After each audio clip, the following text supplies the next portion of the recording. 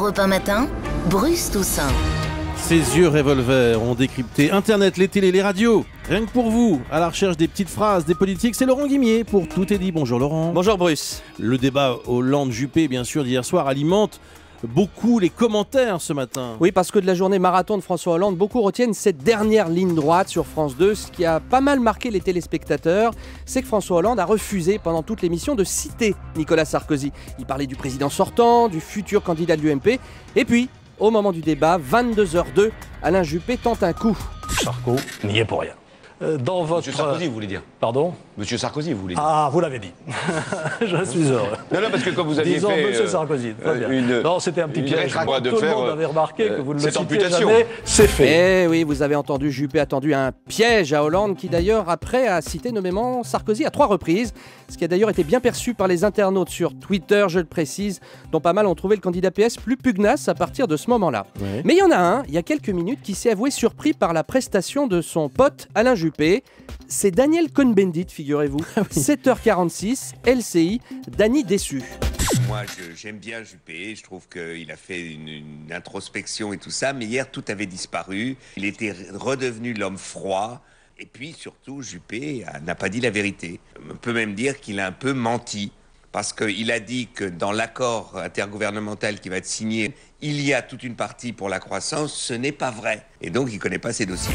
Alors maintenant, tous les regards se tournent vers Nicolas Sarkozy. Interview dimanche soir à la télévision. Et oui, sans doute l'ultime espoir à droite pour que la vapeur s'inverse. Mystère sur ce que va dire le président. Mais le ministre Bruno Le Maire lève un coin du voile. 7h55, Canal+. On va parler de la TVA sociale. Nous ne pouvons pas continuer à faire peser le financement de notre protection sociale uniquement sur l'emploi. Qu'est-ce qu'on fait alors pour financer? TVA sociale, c'est la question. C'est le président qui le dira dimanche soir. Vous savez, il vous a rien dit. C'est le président qui décide, c'est normal. Et c'est lui qui présentera les grandes orientations dimanche. Un tout petit peu de patience. Patience, et au même moment sur Europe 1, chez vous Bruce, le maire socialiste de Paris, parlait aussi de cette intervention, mais sur le fond, on verra dimanche sur la forme de la Noé en pétard. Je suis extrêmement choqué de la manière dont Nicolas Sarkozy n'assume pas le fait qu'il est à la fois président et candidat. Je dis qu'il ne doit pas tricher.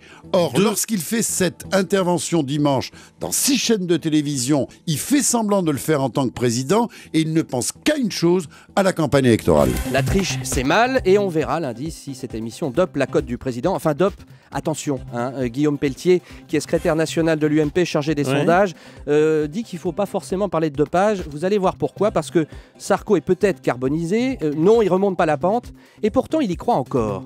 Cette campagne présidentielle ressemblera plus que jamais à un Tour de France. Aujourd'hui se succèdent des maillots jaunes éphémères. Le lundi c'est François Hollande, le mardi c'est François Bayrou, le mercredi Marine Le Pen. Mais ce qui compte au final, c'est l'arrivée sur les Champs-Élysées.